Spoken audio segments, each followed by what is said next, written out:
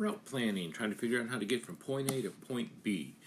I could go like all dinosaur on you and talk about on the old days we had paper and maps and map books and all that, and you youngins, all you do is Google it or MapQuest it or something like that. But I won't get into it too much because I really like using my iPhone to figure out where I'm going. So we do need to kind of plan from point A to point B what's going to be, first of all, the safest route for us to get there, and then the smoothest and quickest route second. Now, these predetermined routes, if you look at the picture there, all those things in red and black, the thicker black, all of them in red, but definitely the thicker black ones then, are probably what we would say predetermined routes. They're kind of our major roads that we take nearly every call. Once in a while they get blocked and we'll have to get off them or go another way, so you have to handle alternatives. And some of that is familiarization with the area. One of the things I would recommend is when you get hired on in an ambulance service or start working for an ambulance service, if you spend some time just in your vehicle, your car, driving around, taking a look at things and seeing where things are, try to learn the areas, the major landmarks. Always think safety when you're figuring out your route. You'll have to learn a little bit about geography and the geographical locations and things like that, characteristics that you have. But you and your partner together will kind of figure out the best way to get there. So we want to, first of all, think safety, but also think how quickly can we get from point A to point B, and then what are the risks of any crashes along the way? Is there something that's kind of hazardous? By knowing where you're going before you put it in drive, you can kind of minimize some of this stuff and focus on your driving more. It amazes me, and I still work with them sometimes. We'll get a call, we'll jump in the ambulance, my partner will put it in drive, and he'll be taking off, running down the road, and you're like, do you know where you're going? No, I got to figure that out. Well, so why are you driving somewhere? I guess they feel they have to do something. So it's much better to take a moment, figure out where you're going, leave the right way, because it's really embarrassing to have to do a U-turn in the middle of the road and go back the other way. Not to mention that's not the safest thing to do. So figure it out before you put it in drive. Now, once you are on scene and you're heading back to the hospital, your partner may not be able to help you. They're probably focused on taking care of the patient. This stuff is also really important when you're taking a patient out of town.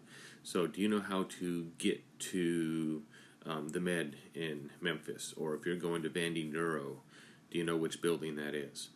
You're taking someone down to Kirkland Clinic in Birmingham. Which building is that and where do you park? So that's stuff you want to figure out before you get on the road. So any geographical locations or considerations? We have a big one here in the Shoals, the river. Trying to get across that can be a real pain at times.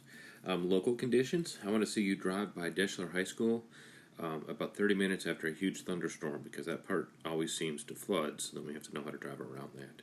And we'll talk about some rural and urban area conditions too.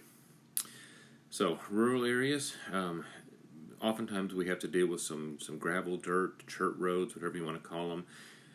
Definitely the street signs are missing. In fact, if I ever rule the world, one of the things I'm going to do is I'm just going to, like at the beginning of the year, send out a survey to everybody and ask them what street sign they want that year. And then just make it and send it to them. Because right now we have to make it, put it on a pole, put the street sign out, then you have to come steal it, and then we have to make another one and put it on a pole again. So just send it to them. Be easier. Not that you would ever know anybody that's taken some sort of street sign. But we don't have the markings like we do in the city areas. So we rely a lot more on landmarks. So you have to know where Bobby Joe's cow died in '63 by the old oak tree that was hit by lightning in the storm of whatever. So, you get those sort of things, and I sure don't know where any of that stuff is. So hopefully you can get some better directions. If not, responders you can meet them on the main road and they can take you in. Just follow them in. They usually know their district better than you do. So we're planning these routes. We want to try to minimize the number of times we're going to have to stop and turn and all that stuff. So we're going to stay on main streets as much as possible.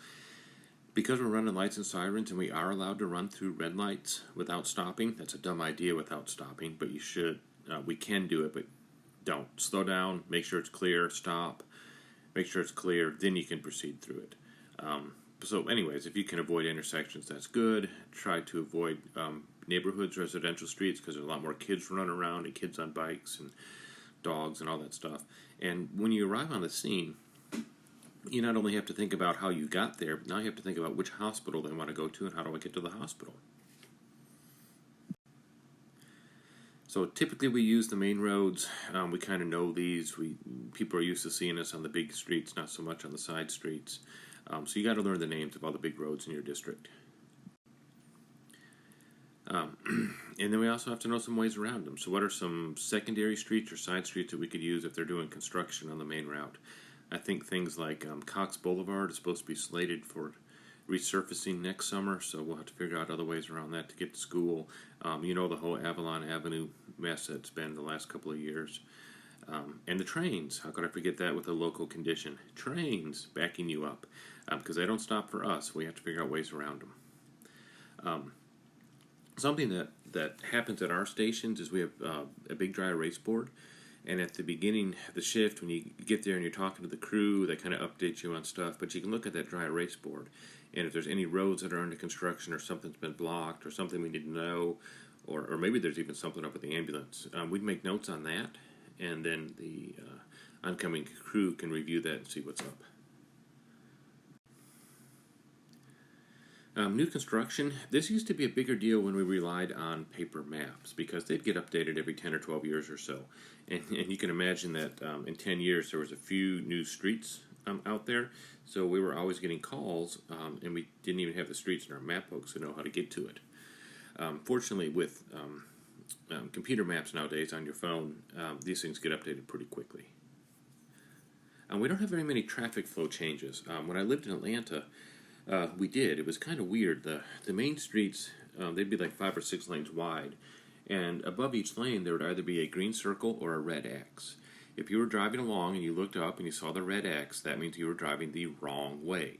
So in the morning there might be like 4 or 5 of the lanes heading into town that would be green circles, and only one heading out of town. And then at 5 o'clock, or sometime in the afternoon, probably about 4, all those would switch and the roads would become one way the other way, except for maybe one lane. And I don't know how we didn't have more head-on collisions. I guess everybody kind of knew what to expect and knew how to do it. But when I first moved there and I was trying to figure out what in the world those were, that was a little unnerving. Now we also have other things. So if it's a Saturday night, you're not going by Brawley Stadium. If there's a UNA football game going on, everything's shut down. Trail of Tears in third week in September. Good luck traveling anywhere on Highway 72, whether you have the lights on or not, because I just think you have the lights on to support all the motorcycle riders. Other concerts, the 4th of July celebration, Helen Keller Fest, Handy Fest isn't too bad. Learn what's going on in your community, because oftentimes these big events will cause some street closure. And then you also have things like don't be trying to drive around the mall or a Walmart on Black Friday. It's just a mess. I enjoy doing the shopping, but not the working, and I wouldn't be taking my ambulance in the middle of all that mess. Same thing with schools, stadiums. Our shopping centers aren't huge, and our factories around here aren't huge. Again, when I worked in Atlanta, I think it was Lockheed Martin, had a factory there that had something like 15,000 to 20,000 employees over 3 shifts. So when shift change happened, there was a bunch of people leaving, and that caused some congestion in and around that area. I guess Avalon Avenue school zones can be a pest or two. We know some streets that flood. Try to avoid those in the rain. Some of our streets are a little bit more damaged than others, although I don't have a lot to fuss about anymore. I fussed a lot about 2nd Street, and they fixed that. I fussed a little bit about Avalon. They fixed that. They've paved Montgomery in front of the Keller Hospital now, so there aren't as many bumps there. They're not giving me a lot to fuss about anymore, which I guess is a good problem. You'll know where the speed bumps are, some of the dips and some of the extra bumps. There was one when I worked at Athens. We'd leave the parking lot. If you forgot about that bump, it was about a block away. You'd hit it hard. You could always tease your partner about it if they hit it, that they forgot that it was there. Make sure you know the clearance. Now, on the dash of the ambulance, we usually put the height of the ambulance, which is usually 9'6", 9'6". I think the vans are a little bit lower. But remember, you may have antenna or an air conditioner or a light bar or something on top of that. So even if it's close, you probably don't want to go under it. Give yourself a foot or so. We stay out of drive-thrus just because we get stuck in them. So don't go through drive-thrus. Just be safe, and if you're not sure, get out, take a look, and see if you can clear it. All right, stay safe.